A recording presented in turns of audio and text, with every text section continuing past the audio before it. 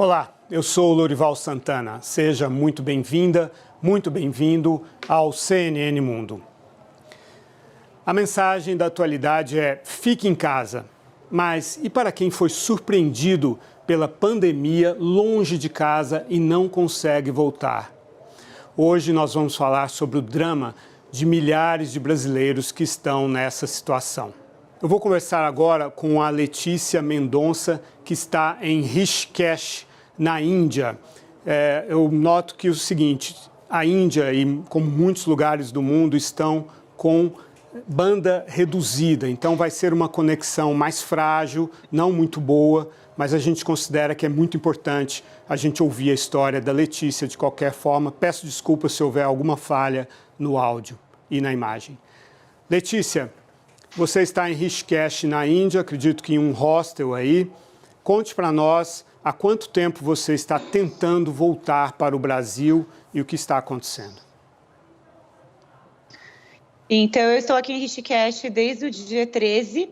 A partir do dia 22, a gente teve toda a nossa liberdade cortada, e até o dia 29 de março nenhum voo entra, nenhum sai da Índia, apenas voos de resgate feitos pelos governos.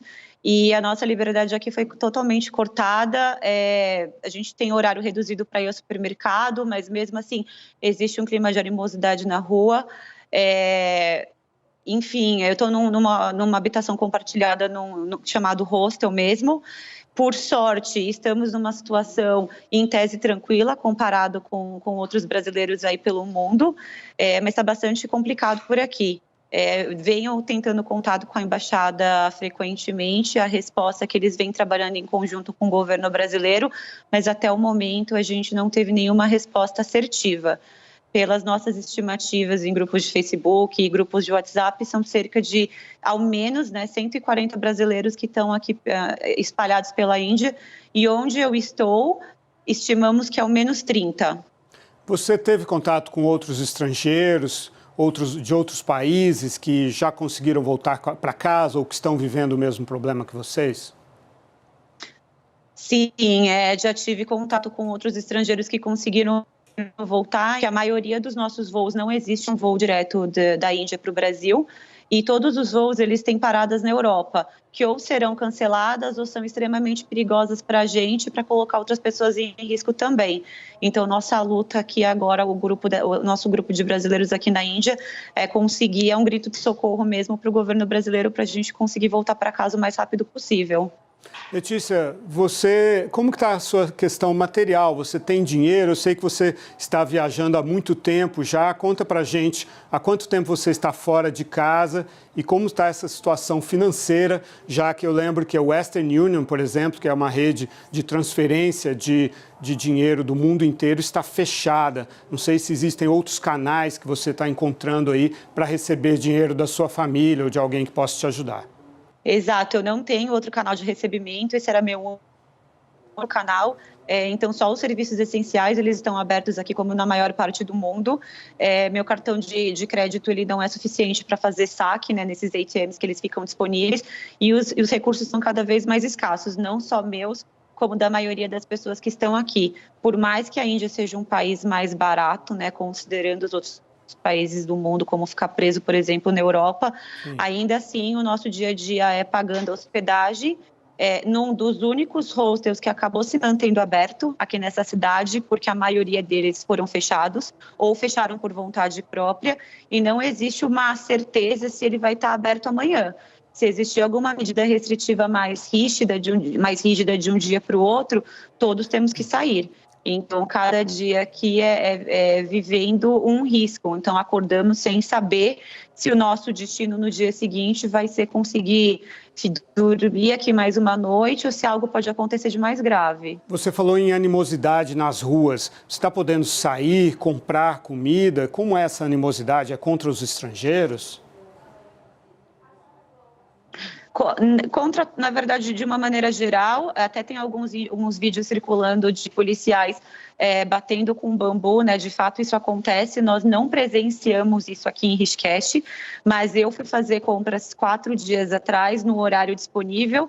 Até hoje, tínhamos das 7 às 10 da manhã para fazermos compras fora. De acordo com as informações locais passadas para a gente, a partir de amanhã nem isso poderemos fazer. Então, não vai existir mais esse horário, nem mesmo limitado para sair. A forma que temos encontrado aqui, os funcionários daqui do local onde eu estou hospedada, essa habitação compartilhada, eles pegam a lista de todo mundo e vão ao supermercado fazer essa compra para a gente. E existe sim uma animosidade. Eu fui ao supermercado 4 dias atrás e fui parada pela polícia 2 vezes, sendo questionada a razão de eu estar na rua, ainda que eu estivesse a 200 metros, 250 metros da hospedagem. E claramente com uma bolsa de compras, indo ao supermercado, mesmo com a utilização da máscara. Você está conseguindo fazer um estoque, então, para o caso de não poder mais sair para fazer compras? O estoque que a gente tem feito, por enquanto, não tem havido desabastecimento aqui, então, num cenário, é um cenário relativamente positivo comparado com outros lugares, mas temos feito um estoque, sim, é necessário. Há quanto tempo você está fora de casa, Letícia? Fora do Brasil desde junho e eu cheguei aqui na Índia em janeiro. De onde você é, aqui no Brasil, onde você mora? São Paulo, capital, vivi em Higienópolis. O que você faz? Qual a sua atividade? Eu sou advogada. Letícia, a gente espera muito que você consiga voltar o mais rápido possível e, enfim, que haja uma mobilização aí das autoridades, das companhias aéreas para trazer de volta todos os brasileiros que estão longe de casa. Afinal, a mensagem é: fique em casa e não fique em um hostel na Índia ou em qualquer outro lugar do mundo. Muitíssimo obrigado pelo seu depoimento. Muito boa sorte para você. Muito obrigada, Lorival. Eu que agradeço pelo espaço. A gente vai falar agora com o repórter André Spigariol, de Brasília, ele que ao longo dos últimos dias tem apurado a movimentação do Itamaraty, do governo brasileiro, as dificuldades com as companhias aéreas, enfim, ele está acompanhando diariamente essa situação. Então, quais as últimas informações sobre os esforços do governo brasileiro e também os números, né? Quantos brasileiros já voltaram, quantos ainda estão espalhados pelo mundo tentando voltar?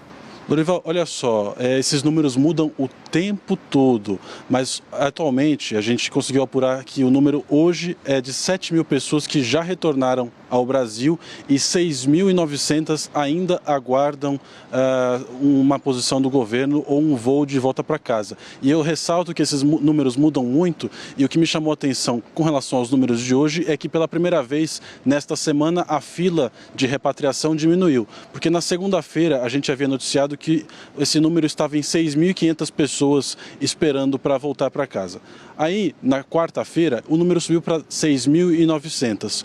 Ontem, quinta-feira, este número já estava em 7.300 e hoje, mais uma vez, o número caiu para 6.900. Então, ao longo de toda essa semana de crise consular, é a primeira vez que a gente vê uma queda nestes números, nesta que já é considerada aqui pelo Itamaraty como a maior crise consular da história do país e não só para o Itamaraty, para todo o mundo. Todas as diplomacias pelo mundo repetem a mesma coisa com quem eu converso, inclusive para apurar questões políticas. Às vezes a gente tem outros assuntos na pauta internacional que precisam ser acompanhados. A gente às vezes tem dificuldade de acessar as fontes porque todos os diplomatas, não só do Brasil, mas de outras chancelarias, embaixadas aqui em Brasília, todo mundo muito focado nessa questão consular que, repito, é considerada a maior crise consular da história da humanidade e para o Itamaraty não é diferente. O Itamaraty, por sua vez, convocou para ajudar nessa força-tarefa aí em todo o mundo qualquer diplomata que tenha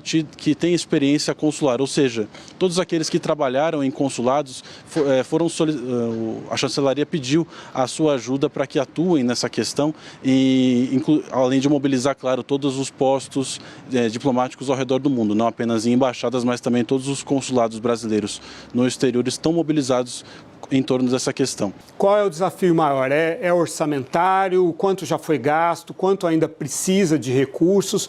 Ou é a questão com as companhias aéreas mesmo? Dá um panorama dessas dificuldades, por favor. Bom, eram vários entraves e essa operação de repatriação vai avançando com muita dificuldade, mas vai avançando. No começo da semana, a gente noticiou que havia uma dificuldade orçamentária. Por quê? O orçamento anual do governo federal para este ano previa apenas 62,8 milhões, aliás, 62,6 milhões de reais para a chamada assistência consular a cidadãos brasileiros no exterior. Este orçamento, para você ter ideia, Lorival, em 2018, já em valores corrigidos pela inflação, era de 83 milhões de reais, ou seja, ao longo dos últimos 2 anos houve uma perda de recursos no orçamento para essa área. Claro, quando os congressistas e o governo federal elaboraram o orçamento para este ano, não previam a maior crise consular da história do país. Com isso, antes de ontem, foi editada uma medida provisória que liberou recursos para o Itamaraty, justamente a enfrentar a questão da pandemia do coronavírus. Exatamente. Na quarta-feira desta semana, o governo federal, através do Ministério da Economia, liberou, por meio de medida provisória, 62 milhões para o Itamaraty, ou seja, dobrou o orçamento que era destinado para esse tipo de questão, agora em uma rubrica orçamentária específica para enfrentar a pandemia. A outra dificuldade é justamente as companhias aéreas. A situação é crítica em vários lugares porque já não tem mais voos comerciais e aí o que a chancelaria precisa fazer é negociar individualmente, caso a caso, cada companhia aérea, cada país, para tentar viabilizar voos de volta para o Brasil em lugares onde não existem mais voos. Alguns países ainda têm voos, como por exemplo nos Estados Unidos, ainda estão voando companhias aéreas para o Brasil. Mas a gente tem lugares, por exemplo, na África do Sul, que nesta semana fechou totalmente a decolagem de aviões para o exterior e também a chegada de aviões por aquele país. E a África do Sul é a principal rota de aviação comercial ali no continente africano. Além dela, só tem um voo que parte da Etiópia, faz uma escala na ilha de Santa Helena, mas com o fechamento do espaço aéreo lá na África do Sul, a questão ficou muito fragilizada e, inclusive, a África do Sul é um dos países com a maior crise com relação a essa questão consular atualmente enfrentada pelo Itamaraty. Lá são cerca de 400 brasileiros, segundo eu apurei até ontem, que haviam manifestado interesse junto à Embaixada do Brasil na África do Sul para voltar para o país, mas este número certamente era maior, porque muita gente ainda não tinha ido à Embaixada para pedir ajuda. E a crise é justamente essa. E com isso, o Itamaraty atuou junto ao governo da África do Sul concordou em liberar 2 decolagens que devem acontecer na próxima semana. Ainda a gente não tem uma data certa, mas também foi viabilizada junto à companhia aérea Latam, que manifestou aí o interesse e deve promover essas decolagens para repatriar o maior número de brasileiros possíveis na próxima semana. Além disso, dessas negociações caso a caso com cada governo, a chancelaria está em contato também com outros governos que estão fazendo repatriações. Hoje mesmo brasileiros estão voltando para o Brasil através de uma operação que foi feita pelo governo de Israel. O Itamaraty conseguiu entrar em contato com o Ministério de Relações Exteriores de Israel para embarcar cidadãos brasileiros em um voo. Então é um esforço em muitas frentes. Eu vou ressaltar aqui... Nesta sexta-feira, Lorival. Vou ressaltar aqui os países... Isso, nesta sexta-feira, eu vou ressaltar aqui os países com situação mais crítica. Portugal, onde cerca de 2.000 pessoas ainda aguardam um voo de volta para casa. Também México, África do Sul, que eu acabei de mencionar, Tailândia, Austrália e Espanha, segundo eu apurei aqui com fontes diplomáticas em Brasília. Também gostaria de chamar a atenção, Lorival, porque o Itamaraty não tinha previsão, um plano de contingência para uma situação como essa, porque normalmente as crises consulares a gente trata de um país em específico. Então, aqui na América do Sul, por exemplo, terremotos no Chile, no Peru, são sempre questões pontuais, nunca um problema consular, assim, de pessoas que têm que voltar para o Brasil em uma escala global. Então, a chancelaria não estava preparada para uma situação como essa e, aos poucos, eles vão se adaptando a essas dificuldades. Recentemente, a Força Aérea Brasileira entrou nesta frente aí de repatriação. Nesta semana, o Ministério da Defesa viabilizou 2 voos de volta para o Brasil através da Força Aérea Brasileira. Então, partiram aqui do Brasil e buscaram brasileiros em Cusco, no Peru, Lorival. Exato. André, muitíssimo obrigado pelas suas preciosas apurações aí. Queremos você sempre aqui no CNN Mundo. E o André destacou que é a pior crise consular já enfrentada pelo Brasil e pelos outros países. Eu estive numa outra crise consular, que foi 2006, a Guerra do Líbano. Você deve se lembrar que o Brasil também montou uma operação muito grande na Turquia para trazer de volta as pessoas com cidadania brasileira para sair da Guerra do Líbano. Mas o coronavírus realmente é um território que a gente nunca conheceu.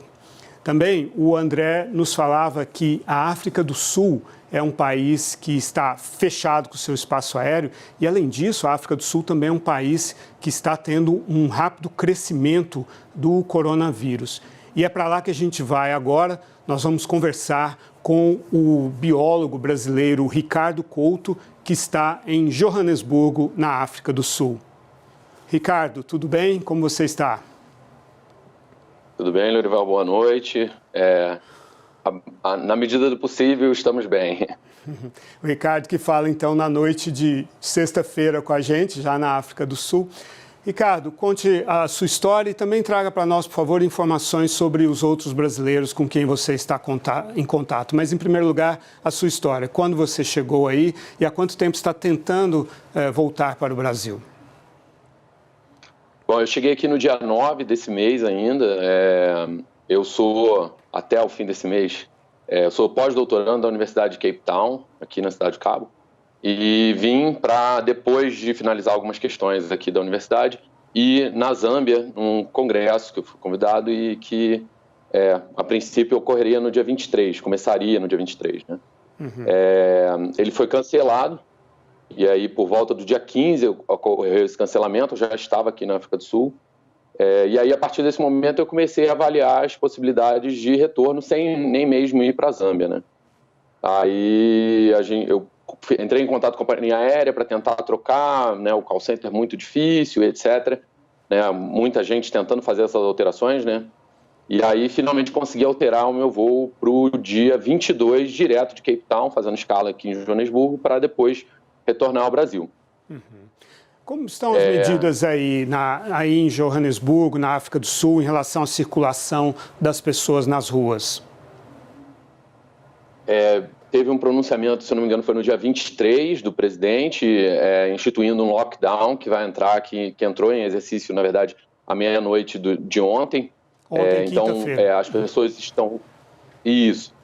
As pessoas estão completamente confinadas, né?